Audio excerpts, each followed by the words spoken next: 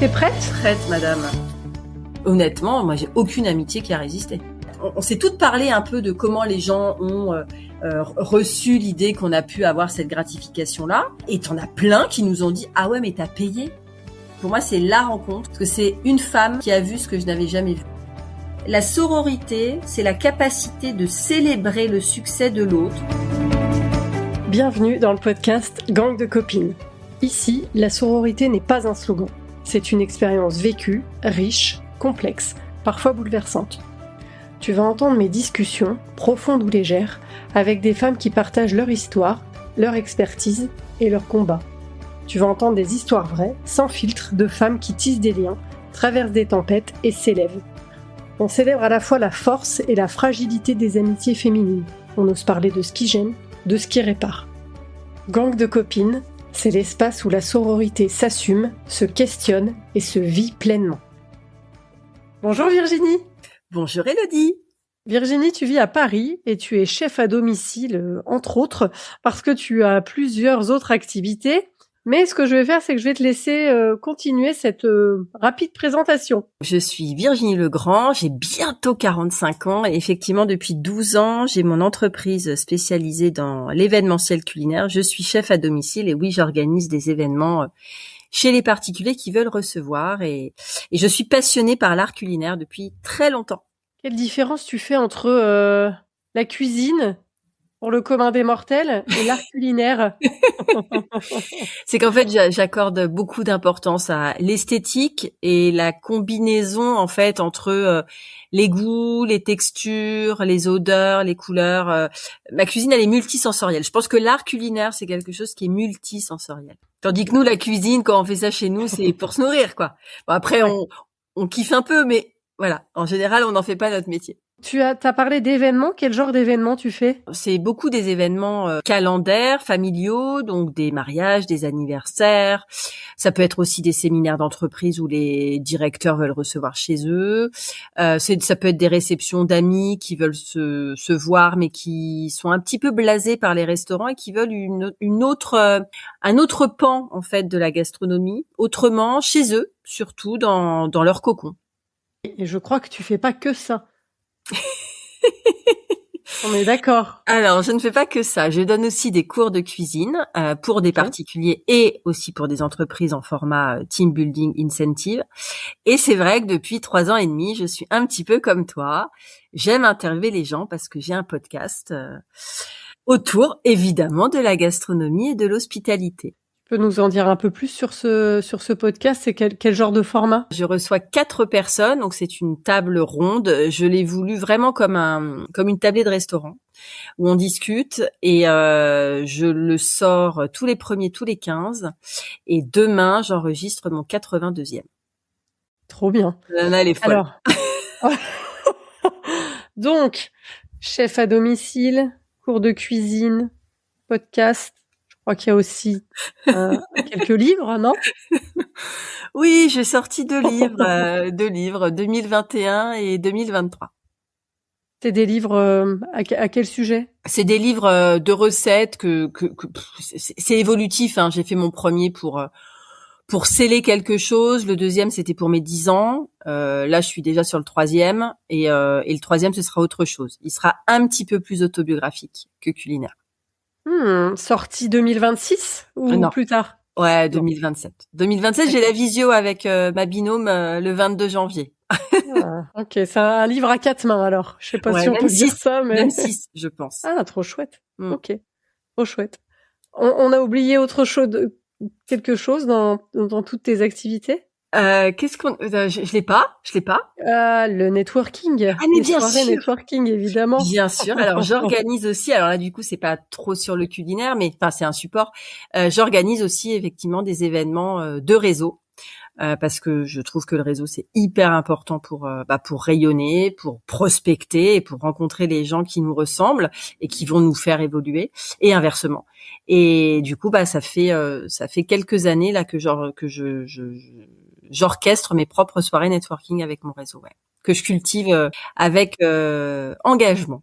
Qui est-ce qu'on retrouve dans ce genre de soirée? On retrouve des gens, alors des entrepreneurs évidemment, pour le coup qui ne sont pas que dans la gastronomie Ouais, et c'était ça ma question. ouais, non, c'est beaucoup des gens, beaucoup des gens que j'ai rencontrés sur LinkedIn et j'ai voulu trouver le prétexte aussi de les rencontrer en vrai parce que je trouve que c'est beaucoup plus intéressant et du coup, je suis passée par la case, c'est moi qui organise. Donc c'est très varié, hein, c'est très très varié à chaque fois, mais c'est un petit format, hein, ce sont entre 25 et 30 personnes. Et évidemment, c'est moi qui fais le cocktail, bien sûr. Ah oui, bah oui, quand même. Bah oui. Très bien. Ok. Du coup, toutes ces activités là, ça me fait penser à une question un peu bonus. T'as quand même l'air d'avoir un petit profil multipotentiel ou qu'on appelle zèbre. Ouais, j'aime bien les rayures, ouais. Ouais, ouais. Ouais. J'aime bien les rayures. C'est un motif que je porte. Non, effectivement, je suis multipotentiel HPI. Je l'ai su il y a 3 ans. Et tu vois, j'ai 44 ans. Mais oui, c'est un profil d'une immense curieuse, d'une immense bosseuse, d'une grosse hypersensible aussi. Et finalement, je trouve que ça apporte plus de bonus que de malus, même si l'adaptation parfois est complexe. Pourquoi? Parce que il y a quand même une question d'être toujours trop. Ça, c'est Ouais. compliqué. On me voit comme quelqu'un de trop et l'adaptation est par moments douloureuse. Ou la Ouais. justification, l'argumentation est douloureuse et c'est pour ça que maintenant je l'assume pleinement, que j'en parle de cette neurodivergence, neuroatypie, parce que c'est un cadeau, je pense aussi. Bah j'imagine, ce qui te permet aussi comme tu l'as dit, cette grande curiosité et le fait Mm. d'être une touche à tout, quoi. Oui, et puis je pense que cette capacité intellectuelle ou psycho-intellectuelle te permet de faire plein de choses sans être trop fatigué en fait. Oui. Alors, je suis bien sûr fatiguée physiquement, aussi mentalement, mais pas à la hauteur de mes multi-activités en fait.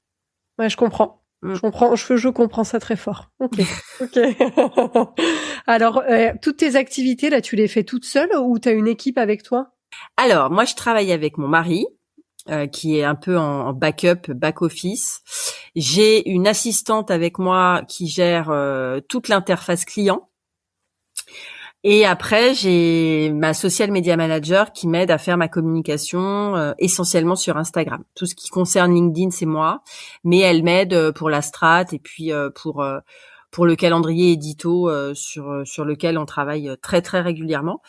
Et de temps en temps, je prends des extras avec moi. Donc j'ai des maîtres d'hôtel sur des prestats, j'ai des secondes cuisines, j'ai des commis que je prends quand il me faut des bras en fait, tout simplement.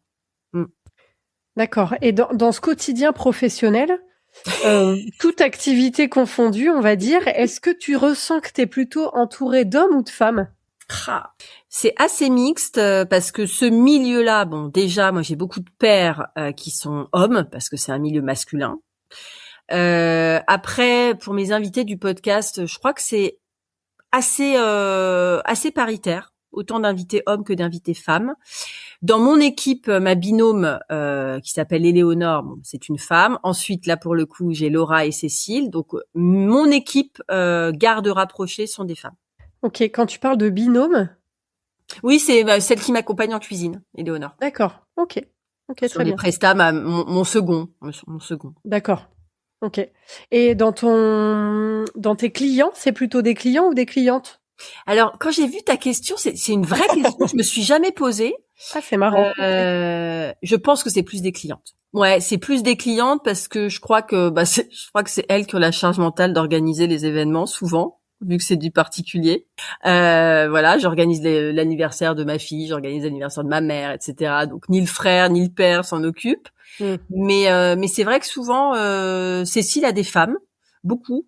Donc je dirais plus femmes. Donc grosso modo, si on résume, parce que même dans le networking. Alors par contre dans le networking, par contre dans l'entrepreneur, là on est plus Ouais. sur des hommes à 80%. Les femmes Ok. se montrent moins en fait.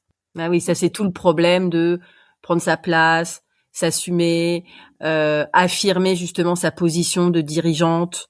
Ça c'est tout un sujet aussi. Tu as dit tout à l'heure que la cuisine, c'était un milieu plutôt masculin? Oui, madame. Ouais, comment on s'en sort du coup quand on est une femme avec de l'ambition dans ce milieu masculin? Eh ben, alors, parce qu'on a déjà échangé, je vais être assez triviale et les Ouais, auditeurs ne m'en voudront pas. pas du tout. Je me suis fait pousser des cojones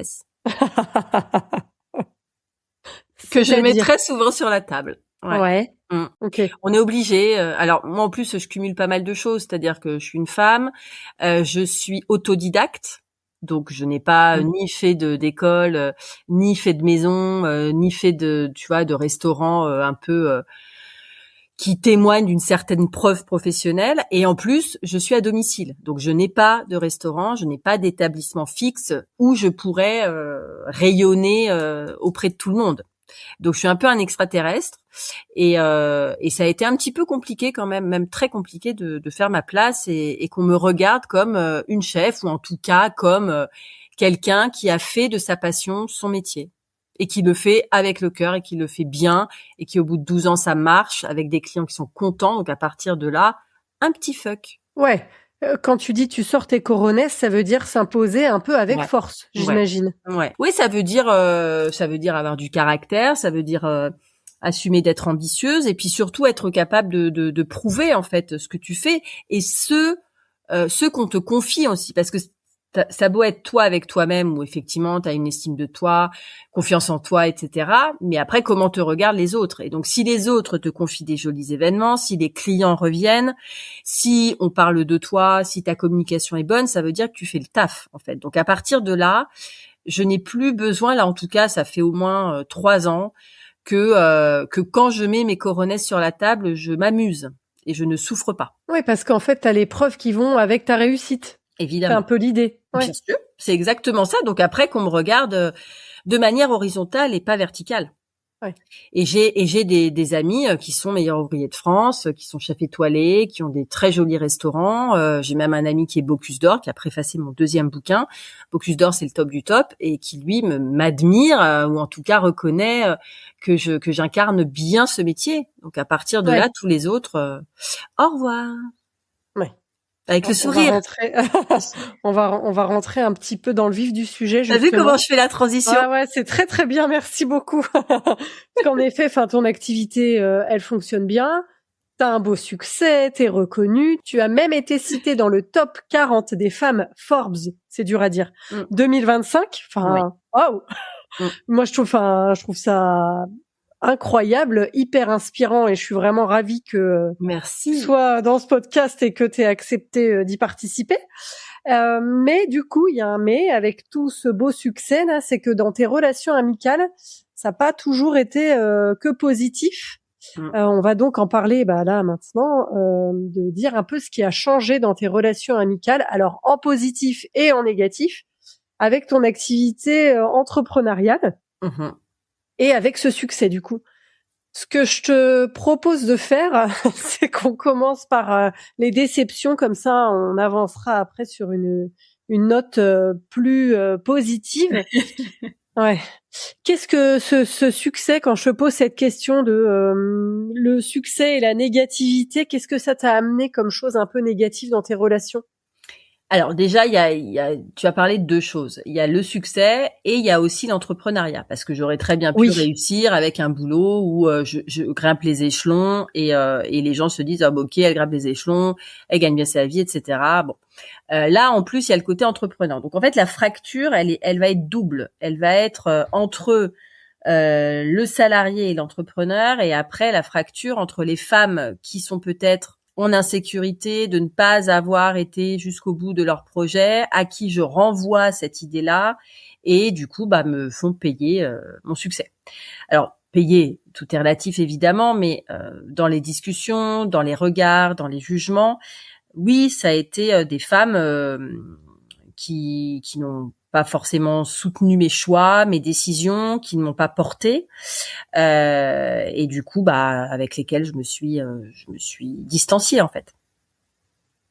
D'anciennes amies avec qui le fait que tu deviennes entrepreneur, ça a marqué un arrêt dans votre relation? Oui, bien sûr, parce que déjà, on travaille beaucoup, on a énormément de pression, donc tout change. Et puis, après, moi, mes horaires, en plus, je suis entrepreneur, mais dans l'événementiel, dans la restauration. Donc, ça veut dire que je travaille les week-ends, les soirs, quand les gens se réunissent.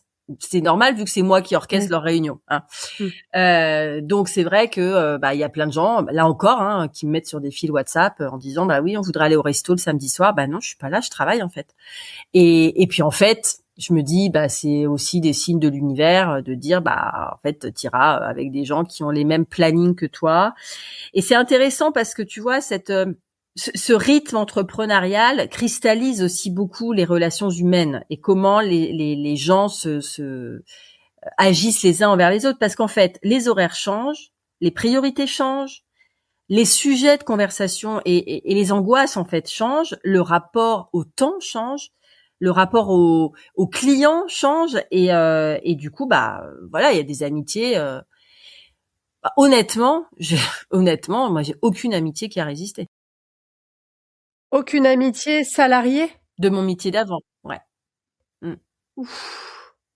Ouais, c'est Ça fait un Brutus, peu peur, hein. Ouais, mais Alors, je comprends ça. Alors après, c'est vrai que c'est peut-être aussi mon caractère, c'est peut-être aussi mon hyperactivité, mon obsession du travail, parce qu'en fait, là encore, je suis entrepreneur, j'ai ma propre boîte, mais en fait, c'est ma passion.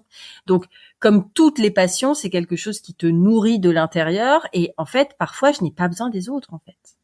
Oui, tu limites pas le temps que tu consacres à ta passion pour privilégier des moments avec d'autres personnes. Non. Ouais. Ok. C'est vrai que ça peut être terrible et peut-être que je vais être jugée pour ça, mais je fais oui, on n'est pas là pour juger, mais je fais après ce tout.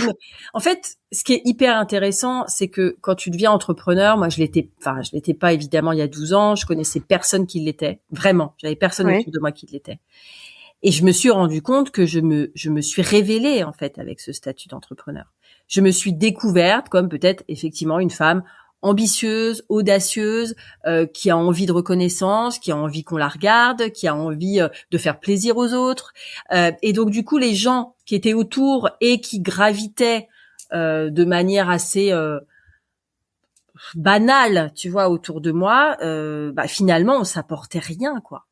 C'est terrible, hein. Mais bon, non, mais je comprends ça très fort. L'avant-après, je pense qu'il arrive à tout le monde, quel que soit le niveau et l'endroit où on en est dans l'entrepreneuriat. En fait, déjà, la décision de se lancer à son compte, elle est comprise, pas comprise.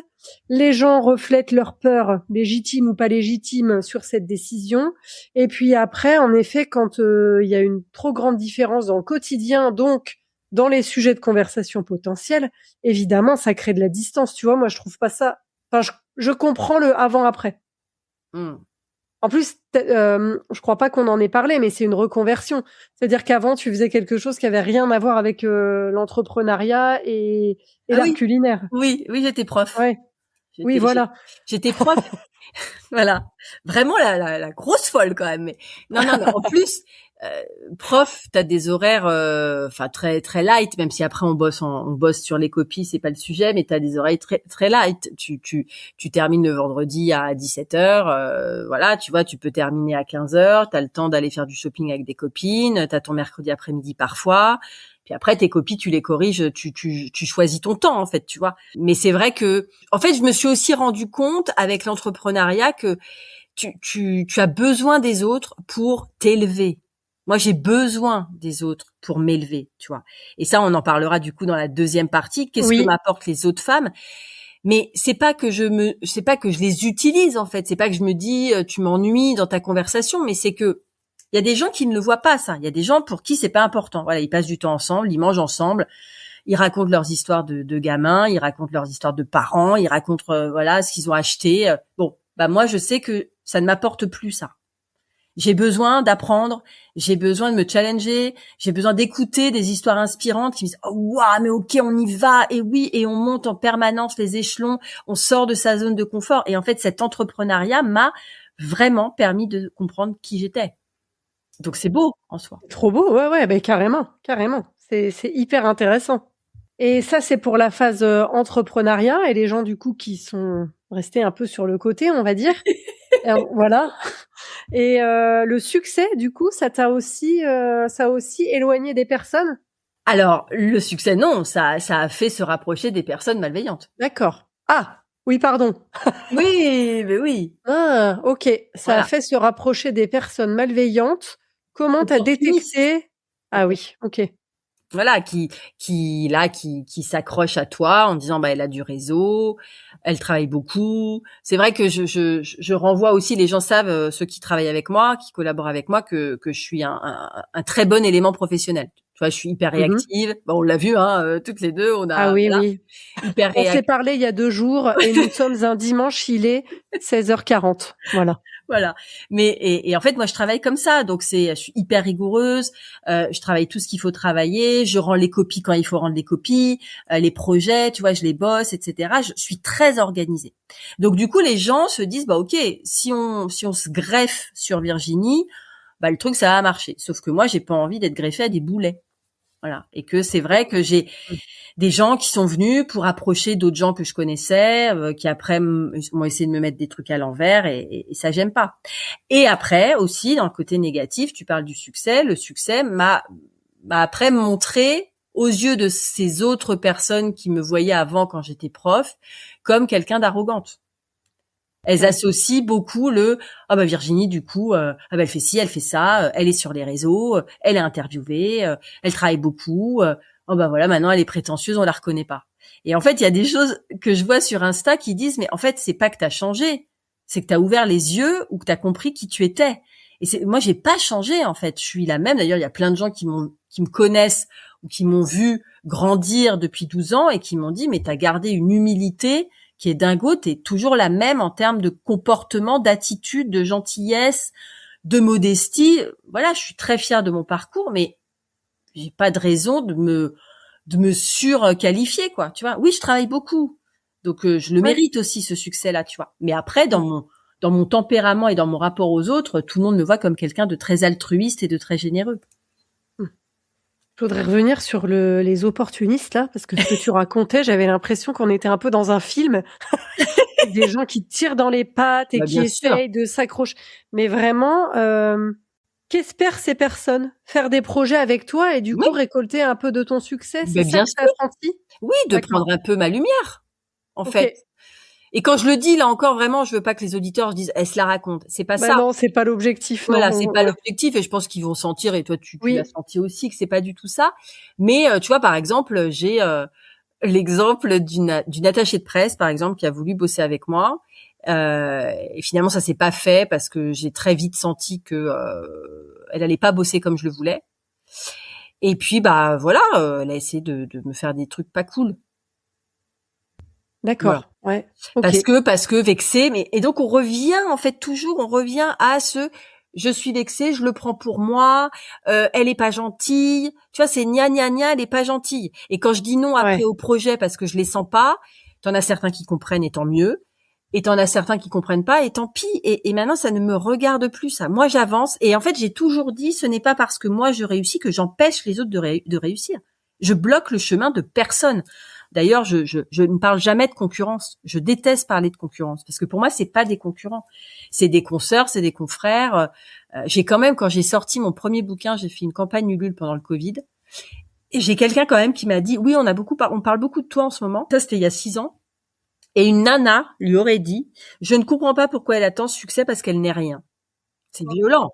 C'est d'une violence. Voilà. Et ça, c'était il y a 6 ans. Et encore, il y a 6 ans, tu vois, j'avais pas fait tout ce que j'ai fait aujourd'hui. Et ce qui est Ouais. très drôle, pour revenir sur l'histoire de Forbes aussi, parce qu'on est Oui. dans un fil WhatsApp avec les 40 femmes, qui sont des femmes extraordinaires. Franchement, je suis Génial. très contente de les avoir rencontrées. J'avais très peur qu'elles soient justement un petit peu, voilà, arrogantes, prétentieuses de par tout ça. Et en fait, c'est des nanas vraiment comme moi, très simples, et on se soutient beaucoup. Donc, on pourra revenir là-dessus. OK. Et en fait, Trop chouette. bah, on s'est toutes parlé un peu de comment les gens ont reçu l'idée qu'on a pu avoir cette gratification-là. Et t'en as plein qui nous ont dit, ah ouais, mais t'as payé pour avoir ça? Alors que, je tiens à le repréciser, Non, mais nous avons juste nous avons envoyé un dossier qui a été sélectionné parce que on est sur les réseaux, parce qu'on a eu de la presse, parce on pose des jalons dans notre sphère métier, parce qu'on incarne un peu le leadership. Et on n'a pas payé. Il y a des gens qui payent pour avoir une interview Forbes en mode public reportage, pas nous. Mais en fait, on est toutes à avoir eu des nanas qui nous ont dit mais vous avez payé parce que elles, dans leur vision board, elles veulent être Forbes. Oui, c'est pas mon problème. Du coup, peut-être on peut poursuivre sur le point positif avec Forbes, justement, comme tu viens d'en parler. 40 nanas de milieux totalement différents du tien, j'imagine. Complètement. Et avec beaucoup de sororité dans ce groupe. Complètement. Il y a une nana qui fait du branding, il y a une championne du monde de saut en parachute, il y a une nana qui est dans la cybercriminalité, il y a une nana qui est dans l'IA, t'as une nana qui bosse au Quai Branly. Enfin, c'est hyper varié.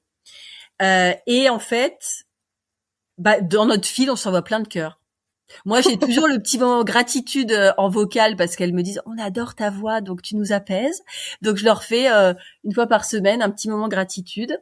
On essaye de faire des événements ensemble. Et là, tu vois, au mois de mars, on va organiser un dîner. Je vais organiser un dîner avec elles, fait par mes soins, chez une des nanas. Tu vois, ça va être canon. Bien. Ouais. Et en fait, on se soutient beaucoup. En fait, on s'envoie beaucoup de messages. Dès qu'il y en a une qui a une petite réussite, on l'envoie dans le groupe et on commente si c'est sur LinkedIn ou on félicite et voilà. Et là, en fait, c'est très intéressant. Tu vois, je pensais pas en parler dans ce podcast, mais par rapport à la sororité, c'est très intéressant parce qu'on pourrait très bien se dire, on est en concurrence. Parce qu'on voudrait tirer un peu, tu vois, la couverture Forbes sur nous. Et finalement, il y en a une d'ailleurs qui est dans la gastronomie. Elle est directrice d'une chaîne d'hôtels. Donc elle est plus spécialisée hospitalité. Et il y a un de ces hôtels qui a un étoilé. Donc elle est venue dans mon podcast, Charline Bress, et un bonbon quoi. Un bonbon. On s'est vu en vrai. On s'admire mutuellement. On s'encourage. Et là, pour le coup, c'est du concret quasiment quotidiennement quoi. Ok.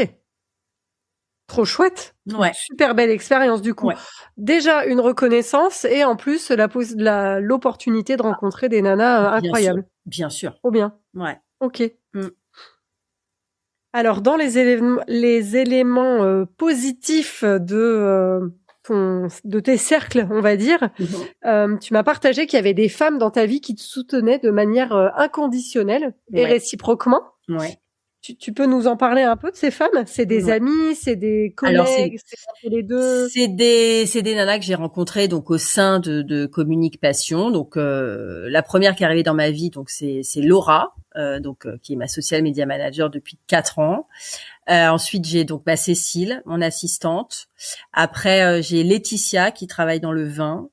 J'ai Marion qui a une faïencerie. Elle, c'est une nana extraordinaire. En fait, elle a quitté son job chez Vinci, un très joli job, pour reprendre une faïencerie dans les Hauts-de-France qui périclitait pour redonner des lettres de noblesse au savoir-faire artisanal de la faïencerie. Et donc, elle a tout appris. Et aujourd'hui, c'est elle qui fait ses assiettes, enfin sa vaisselle. Ils sont 2. Elle galère, mais elle adore ce qu'elle fait et je l'encourage de fou. Et là aussi, je suis avec elle et mutuellement, on s'envoie des messages très, très souvent. Et j'ai aussi une coach, en fait, qui m'a révélé à moi-même il y a 6 mois, qui s'appelle Julie. Et elle, pour le coup, elle m'a fait comprendre le potentiel que j'avais, le côté artiste que j'avais, tout le talent en fait. Et depuis que je la connais, donc ça fait 6 mois qu'elle m'a coachée et je comprends qui je suis. Et tu vois, j'ai réfléchi à un truc et pour moi c'est la rencontre parce que c'est une femme qui a vu ce que je n'avais jamais vu en moi. Ça parle de multipotentialité, donc de choses comme ça ou pas du tout? Pas du tout. Elle coach des femmes dirigeantes, mais des femmes dirigeantes plus, oui, qui ont un quotidien et une pression surdimensionnée et qui les aident en fait à prendre leur place en fait. à prendre leur vraie place et à ne pas s'excuser surtout d'être là. Et on a toujours tendance, tu vois, ne serait-ce que par rapport aux autres femmes aussi dont je te parlais, ou même de manière générale, à culpabiliser aussi, tu vois, d'exister, à culpabiliser de parler de soi, à culpabiliser de réussir, à culpabiliser d'être fière, en fait. Et je trouve que d'être fier de soi, c'est canon. Et quand tu es fier d'autres personnes qui sont aussi fières de toi et qui le manifestent, qui le montrent, qui le disent sans tricher, sans condition, tu vois, c'est pas parce que tu vas me faire rencontrer telle personne que je vais te dire que t'es sublime. Non, je te dis que t'es sublime parce que je pense que t'es sublime. Et moi, je dis très souvent je t'aime, en fait.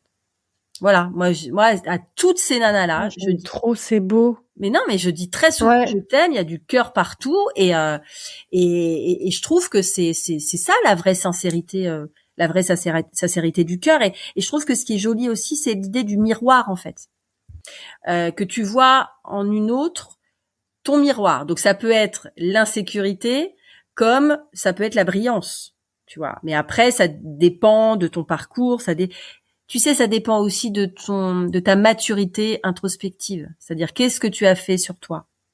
Qu'est-ce que tu as affronté? Parce que il est clair que pour avoir de la lumière, tu as dû traverser des zones d'ombre. C'est sûr. Et j'en ai traversé beaucoup. Donc, et tu vois, il y a 2-3 personnes d'ailleurs qui m'ont dit, il y a quelques années, on a été là pour toi et c'est comme ça que tu nous remercies, tu vois. Voilà, un truc comme ça. Bon, cool. Horrible. Ouais. Voilà.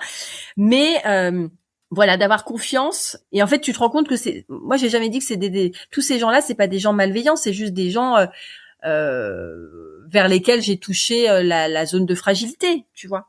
Et c'est pas grave en fait en soi. Mais moi, j'ai besoin aujourd'hui d'avoir des femmes, et j'en ai beaucoup, dont on valorise le succès l'une et l'autre, et qu'on comprend qu'il y a cette obsession du boulot, qu'il y a cette ambition, qu'il y a ces pleurs, qu'il y a cette vulnérabilité. Et tu vois, Julie, quand on a commencé, c'était un mastermind et on était 5. Et elle a commencé, on a fait quelques petites séances un peu douloureuses où on a parlé sur nos blessures de l'âme. Voilà. Et j'étais avec 4 autres personnes. Il y en avait une que je connaissais parce que je l'avais fait rentrer dans le groupe. Il y en a 3 autres que je connaissais pas. Et en fait, très vite, quand on faisait des visios, on a parlé de nos trucs les plus terribles, quoi. Tu vois? Et ça nous a fait du bien. Donc, je pense qu'en fait, les femmes qui sont capables d'être en elles, c'est des femmes qui ont bossé sur elles, à fond. Et qui ont ce recul-là, cette maîtrise-là, cette énergie, en fait, qui est loin du chaos. Voilà, je fais une séance de psychothérapie. Non, c'est hyper intéressant. Merci beaucoup. Non, carrément. Et du coup, ce que j'ai entendu entre les lignes ou pas d'ailleurs, c'est que aujourd'hui tes amis, c'est plutôt liés à ta sphère professionnelle. Ouais. Mais complètement, parce que c'est déjà j'ai beaucoup de gens. Il y en a une autre aussi que il y a 2 autres personnes que je voudrais citer qui sont dans le milieu. C'est Mélissa Djabourian, qui est la présidente de la Confédération des charcutiers du Grand Paris, qui est une femme extraordinaire, qui elle aussi quand même se prend beaucoup de beignes parce qu'elle fréquente des charcutiers. Donc excuse-moi, on adore la charcuterie, mais les charcutiers c'est quand même très masculin, très viril. Hein, d'accord. Ouais. Mais elle a fait son petit bonhomme de chemin. Elle commence à remoderniser un peu, à resexiser le métier de charcutier. Et après, il y a une vraie paire, vraiment, qui est aussi mon mentor, et on est l'une et l'autre mentor. C'est Muriel, qui a un restaurant franco-italien dans ma ville, à Andrézy. Et pour le coup, elle, c'est la seule femme de mon entourage qui me comprend à 1000%, parce qu'elle est dans la restauration, qu'elle est à son compte, qu'elle a des enfants, que ça peut être très compliqué aussi avec son mari, avec sa famille, qu'elle est passionnée, que c'est elle qui porte son restaurant, que les gens vont la voir pour elle, pour sa chaleur. Donc voilà, elle, c'est vraiment mon alter ego, quoi. Vraiment. Ok. Ok. Alors, on a parlé des personnes que tu avais soit que tu avais laissé sur le bord de la route, soit qui s'étaient écartées toutes seules de la voiture. Elles sont descendues du train, elles. Voilà. On a parlé des gens qui font aujourd'hui tes cercles, tes amis, etc. Et comment tu fais rentrer des gens? Qui est-ce qui rentre? Qui est-ce qui reste à la porte? déjà en général, c'est des gens que je connais, mais que j'apprivoise au fur et à mesure. Ça peut Ouais. être des gens que j'ai rencontrés par l'intermédiaire d'une interview, par mes clients par exemple. J'ai des clients qui rentrent dans mon cercle d'amis, qui deviennent des amis. Ok. J'ai hommes et femmes. Là, je pense plutôt à un homme, Robert. Mais j'ai un lien en fait. En fait, je suis pas une entrepreneur comme les autres et je suis pas une chef comme les autres parce que je suis tellement imbibée par le cœur et tout ce que je fais avec mon âme que l'humain pour moi et le lien est hyper important. Ce métier-là, je le fais pour le lien. Donc du coup, tous ceux qui gravitent dans cette sphère-là, qui me voient, tu vois, c'est ce que les gens me disent dans le podcast quand on sort du studio, ils me disent mais il y a un truc qui se passe avec toi, c'est assez dingue. Et dans les prestats aussi. Donc du coup, après mes collaborateurs, mes partenaires, les gens que je fréquente en communication sur LinkedIn, sur les réseaux, en virtuel, mais qu'après je rencontre en physique, tout ça c'est un peu entremêlé. Et c'est rare aujourd'hui qu'il y a quelqu'un qui vient, qui n'est ni entrepreneur, ni dans la sphère culinaire, ni au potentiel, ni obsédé par le boulot, ni passionné. Tu vois, c'est fini ça. Ça ne, Ouais. il y a plus de connexion en fait. Je pense que j'ai mis un filtre. Je comprends ça. Ouais. Oh, Très fort. je le sens. Oh, ça résonne de Ouais. fou là, Bah madame. ouais, forcément, ça résonne parce qu'en fait, quand nos vies, elles évoluent, quand on a des envies, qu'on devient une personne un peu différente, je sais pas, de celle qu'on était avant, Mais si. forcément, des gens, on n'attire plus les mêmes personnes et les discussions banales nous ennuient un peu, ouais. Ouais, Ouais. un peu Ouais. beaucoup. Ouais. Moi maintenant, j'ai envie de profondeur en fait. J'ai Ouais, envie ouais, je de comprends. profondeur et ça peut être beaucoup d'intériorité, beaucoup de spiritualité. Ça peut être aussi par rapport à la maternité. Moi, j'ai des mamans où on s'interroge beaucoup sur comment on va faire grandir nos enfants. Ça peut être aussi des réflexions sociétales, tu vois, sur ce qui se passe aujourd'hui, ce qu'on veut pour la planète ou pas, sur l'entrepreneuriat, sur la liberté, sur, tu vois, c'est très philosophique. C'est très philosophique sur le rapport à l'alimentation, sur le rapport à l'autre, sur l'autorité. Et en fait, ce que je fais aujourd'hui, je pense que c'était en germe depuis très longtemps. Et c'est pour ça que je dis très souvent que je suis née il y a 12 ans, en fait. La vraie Virginie, elle est née au moment où j'ai fondé Communique Passion. Ouais, ça me fait penser à une phrase que j'ai en fond d'écran que je vais peut-être pas retrouver là, mais c'est un jour tu regarderas en arrière et tu verras que pendant tout ce chemin tu fleurissais. Mais C'est oui, un peu l'idée. mais oui. Ouais. Et c'est pour ça Ok. que maintenant, je ne veux plus me laisser rattraper par, tu vois, toutes ces ondes négatives, euh, culpabilisantes, où tu te dis, oh bah ça me fait de la peine pour eux là. Tu vois le fil WhatsApp où il y a 5 personnes qui essayent d'organiser un resto. Bah moi Ah oui. j'ai pas répondu. Je me suis dit oh ça me fait de la peine. Et puis après, Ouais. bah, c'est pas grave. Oui. Tu vois. Là pour la nouvelle année. Il y a des gens, je me suis même pas dit je vais leur souhaiter bonne année parce que quand j'ai été sur le fil, la dernière fois que le dernier message c'était la bonne année dernière. Ah ouais. Ouais. Donc à partir de là, Ouais. tu te C'est un dis, peu loin, ouais. et puis surtout ça sert à rien. Même maintenant les anniversaires, si j'ai laissé passer 8 mois, 9 mois, bah ça sert à rien d'être hypocrite. Tu vois, parce que je vais souhaiter bon anniversaire, je vais souhaiter bonne année, ils vont me dire comment ça va, mais du coup je vais pas pouvoir dire bah c'est compliqué, tu sais. Ah bah oui, mais t'as du succès, donc t'as pas le droit d'avoir une vie compliquée parce que Ouais. t'as du succès. Bah si justement, c'est parce que aussi t'as du succès que ça peut être très compliqué. Donc et j'ai plus envie de me justifier, j'ai plus le temps en fait, j'ai plus l'énergie pour ça. L'énergie je veux la mettre ailleurs pour que justement comme tu disais ça fleurisse. Et dans les moments que tu vis du coup, donc j'ai bien compris et je pense que c'est assez clair du fait de ton métier que t'as pas des horaires classiques. Donc le resto du samedi soir, en effet, c'est mort. Par contre, il y a du temps pour avoir des grandes discussions dans la vraie vie. C'est comment tu vis. En fait, ma question, c'est quels sont les moments que tu vis avec ces personnes? Si c'est pas le resto du samedi soir, c'est quoi? Alors déjà c'est beaucoup de notes vocales. D'accord, ouais. que j'ai la chance d'avoir des amis qui adorent les notes vocales et j'adore les notes vocales. Donc du coup, ça, on est bien, on est raccord. Donc en fait, on refait le monde en général avec les notes vocales. Et puis après, c'est là, tu vois, j'ai une copine que j'adore. On s'est vu il y a 3 jours. On a été prendre un petite coupette, voilà, pendant 2 heures entre 2 rendez-vous. En fait, je suis obligée de tout agencer. Voilà. Ouais. Après, quand je fais, tu vois, le dimanche, pour le coup, là, c'est rare que je sorte. Pour le coup, tu vois, dimanche dernier, j'étais très touchée parce qu'il y a une femme Forbes, Lucie, qui m'a envoyé un message. On se parle beaucoup, on se voit souvent dans les soirées que les filles organisent. Et elle m'a dit il y a 2 semaines, elle me dit j'aimerais que tu mettes les pieds sous la table. Je t'invite à la maison pour manger. Et donc elle m'a invitée dimanche dernier chez elle. Et j'étais très touchée parce que ça faisait longtemps qu'on m'avait pas invitée chez quelqu'un. Et donc voilà, donc j'arrive à les prendre ces temps-là. Donc ça n'est pas que parce que je travaille, parce que justement j'ai la liberté d'agencer comme je veux. Ça peut être des déj le midi, ça peut être un after work parce que j'ai pas de presta le soir et que je rentre à 8h30 à la maison et c'est pas grave et j'ai pu faire tout ce que je voulais faire la journée. Enfin, en fait, tout est question d'organisation. Donc oui, j'ai pu le sacro-saint vendredi soir où tu vas en boîte ou le samedi soir où tu vas en boîte et le dimanche t'as la gueule de bois. Non, je l'ai plus. Mais ça peut m'arriver d'avoir la gueule de bois le mardi soir parce que je suis invitée à une soirée de vignerons, quoi. Et voilà. Mais ces moments-là, j'arrive quand même à les avoir. Ça peut même être, tu vois, Éléonore, celle qui bosse souvent avec moi en prestation, qui est quelqu'un de très très spirituel, et on peut même se parler de ça pendant qu'on épluche les carottes, quoi.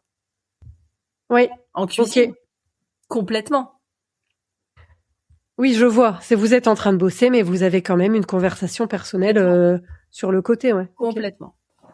Ah, j'ai une question. J'ai envie de te poser cette question, donc j'y vais. J'allais la manger, mais je vais pas la manger, du coup. Vas-y. Qu'est-ce que ça fait pour une chef de se mettre les pieds sous la table chez quelqu'un? Et la question après, c'est est-ce que les gens, ils arrivent à t'inviter? Alors, c'est une vraie question. Bah oui. Parce que j'en ai justement parlé à Lucie, et elle m'a dit, mais il y a 3 personnes qui lui ont dit, mais comment tu peux inviter une chef chez toi?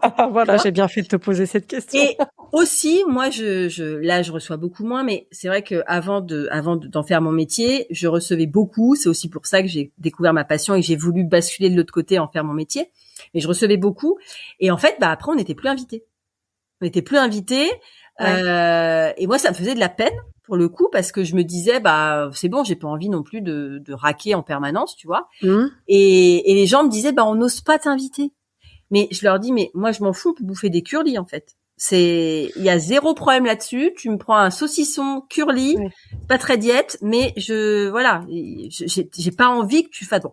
Et donc là, Lucie, elle avait fait un truc tout simple. Elle avait fait une petite truite. Elle avait fait un dalle de lentilles hyper savoureux. Vraiment une petite, elle avait fait une brunoise de mangue et d'ananas. Elle s'était pas du tout cassé la tête. Enfin, non, mais tu vois, elle avait pas. C'est quand même pas mal. Mais oui, ouais. Mais, et surtout, ce que j'ai trouvé très beau, c'est qu'elle m'a dit, mais j'ai pas voulu me prendre la tête. J'ai voulu te recevoir comme je l'aurais fait pour n'importe qui. En fait, je suis n'importe qui, tu vois. Et après, est-ce que c'est facile de mettre les pieds sous la table? Oui, beaucoup. Par contre, au restaurant, je suis chiante. Voilà, au restaurant. Et c'est pour ça qu'au restaurant, je fais quand même un choix parce que maintenant je peux plus aller dans les brasseries où c'est peut-être moins cher, mais finalement tu t'en tires facile pour 50 balles et t'as pas mangé bon.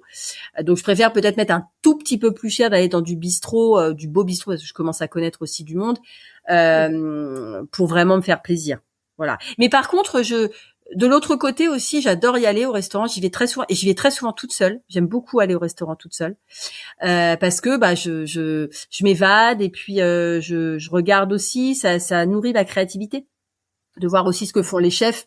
J'aime bien être dans l'univers des chefs. Parfois, j'ai la chance d'être dans les cuisines aussi, d'aller dans les cuisines.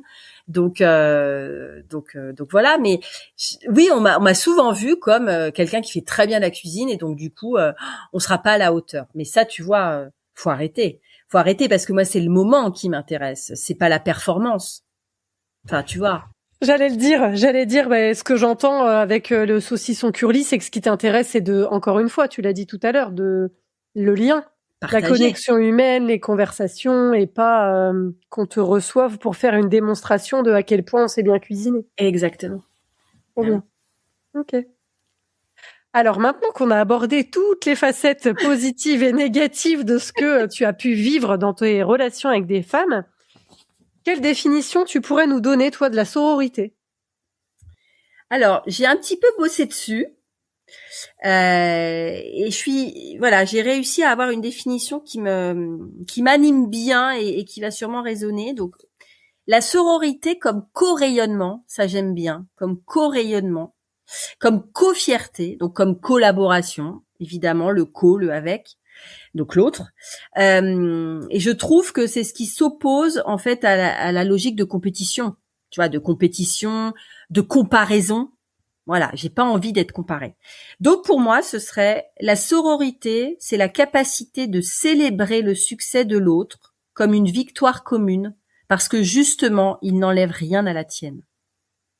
Oh. Et quand je l'ai écrite, j'ai dit waouh, c'est exactement ça. Et puis c'est ce que j'ai développé après, tu vois, tout à l'heure. Mais c'est exactement ça, c'est être capable de célébrer l'autre, pas selon ton paradigme à toi, parce que moi je suis peut-être très exigeante et j'ai envie d'aller loin. Si quelqu'un à côté a envie d'aller moins loin, bah c'est pas grave, mais je vais la féliciter parce qu'elle aura fait son petit pas. Tu vois. C'est la féliciter pour le mouvement. Ouais. Pour l'élan. Trop chouette. Et alors, avant qu'on termine... Non, je veux pas te quitter, Elodie. Ah, bah si, on va bientôt se quitter. Mais avant de terminer, il y a une petite surprise. Parce que en discutant de la date de sortie de cet épisode, donc on est le 2 février, et c'est l'anniversaire de ta fille qui fête ses 17 ans. Qu'est-ce qu'on peut lui souhaiter? Alors, plutôt en lien avec l'amitié, la sororité. Je voudrais lui souhaiter de rencontrer des femmes qui ne la jugeront pas. Voilà, parce que ma fille, elle est comme moi, elle est HPI, et je sais que c'est parfois très compliqué pour elle, parce qu'elle a du mal à trouver sa place, parce qu'elle se trouve pas assez ou trop, qu'elle a parfois un manque de confiance en elle, que j'essaye de vraiment travailler aussi pour elle. Donc je voudrais je lui souhaite de rayonner, je lui souhaite de s'aimer, en fait. Ma Rose, je te souhaite de t'aimer toute la vie comme je t'aime toi. C'est trop mignon. Merci. Merci pour ce joli cadeau. Où est-ce qu'on peut découvrir tes activités? S'il faut en choisir un, allez me retrouver sur LinkedIn. LinkedIn, ok. Ouais. Et pour suivre tes actus, du coup, plutôt? Ah bah alors, actu LinkedIn et activité dans ces cas-là, mon site internet. Ok, on mettra tout ça dans les notes de cet épisode. Merci beaucoup Virginie. Merci à toi Elodie, c'était très riche. Merci. Oui. C'était l'épisode 65 du podcast Gang de copines. Merci de ton écoute. Alors comme d'habitude, j'enregistre la conclusion de cet épisode juste après avoir terminé son montage. Et franchement, je suis ravie d'avoir réécouté la conversation avec Virginie parce que j'ai un grand sourire sur les lèvres. Vraiment, j'ai adoré cette discussion. J'ai adoré la profondeur de l'échange. J'aime trop l'énergie que Virginie elle dégage, la sincérité, l'humilité qu'elle a mis dans tous ses propos et dans la façon dont elle est en fait. Et voilà, ces mots ils sont vraiment, je trouve, super simples, justes et il y a des beaux messages quoi. Parler avec le cœur, l'humain, sa passion, le lien, évidemment, ça résonne fort avec tout cet esprit de sororité que j'ai envie de mettre dans ce podcast et ça me fait trop plaisir d'avoir échangé avec elle et que tous ces beaux messages se dégagent de notre échange. Voilà. Si cet épisode t'a plu, évidemment, tu peux le partager avec une amie autour de toi. Et si tu veux en discuter, on se retrouve sur Instagram. Le compte, c'est toujours Gang de copines podcast. Et pote, ça s'écrit comme une pote. À bientôt!